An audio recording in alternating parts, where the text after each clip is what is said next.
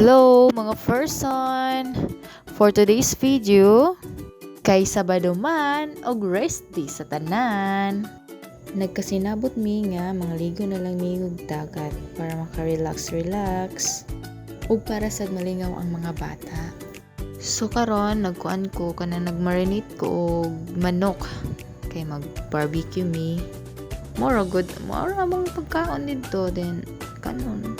Mora at least ang bata lang ba ma-enjoy. Ug syempre pati pod mi. By the way, first time na ko mag-marinate og chicken na nagpataka-taka lang god. Kuha na siya ako, gilantar na ako siya sa kuan ba sa kanang Facebook na may nagluto niya. Gusto ko pumukaon. Try. So karon nagsakay na mi sa mong 2 wheels. O igo pod biya mi 5. Mga 3 minutes lang gikan sa mong balay padulong sa dagat.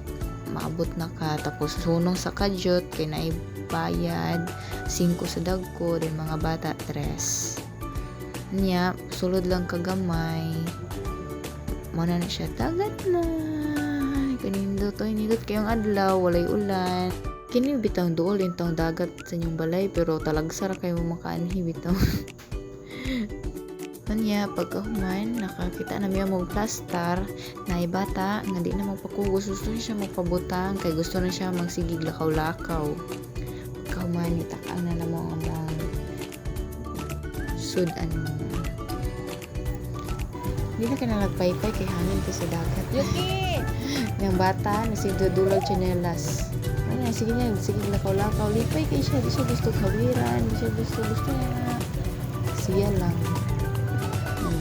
Miski katumba pasagdaan lang nga lipay ka mang bibi syempre lipay ko ng tanan grabe makarelax kayo ang palibot makita gini mo gablublo ang tanan bitaw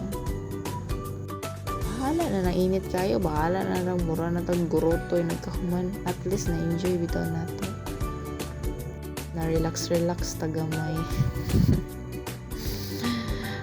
Nya, maorat to. Salamat. Amping. Bye.